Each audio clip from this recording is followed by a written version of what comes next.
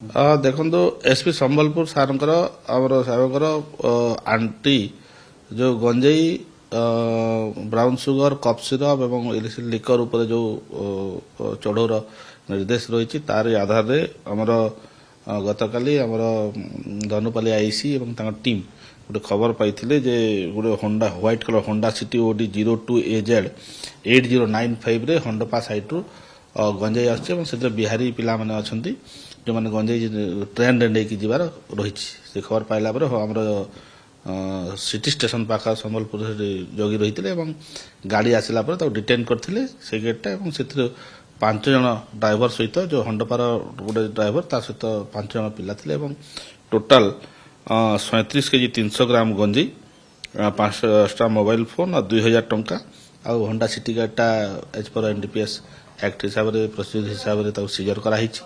5 ଜଣ ଯେଉଁ ଏକ୍ୟୁଜ୍ ଅଛନ୍ତି ରଞ୍ଜିତ କୁମାର, ଯମୁନା କୁମାର, ଅମନ କୁମାର, ରବି କୁମାର ଏମାନେ ହେଉଛନ୍ତି ନାଳନ୍ଦା ଡିଷ୍ଟ୍ରିକ୍ଟ ବିହାରର ଏବଂ ହଣ୍ଡପାର ସୀତିକାନ୍ତ ପ୍ରଧାନ।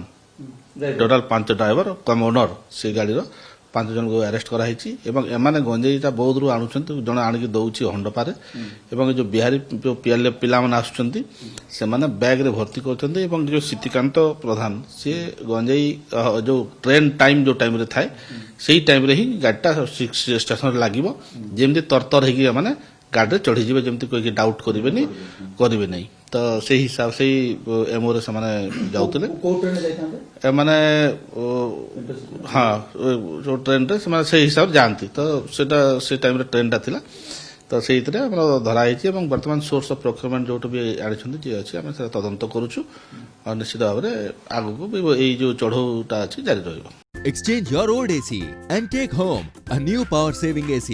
Save up to rupees 10,000. Patro Electronics, Odisha's largest AC seller.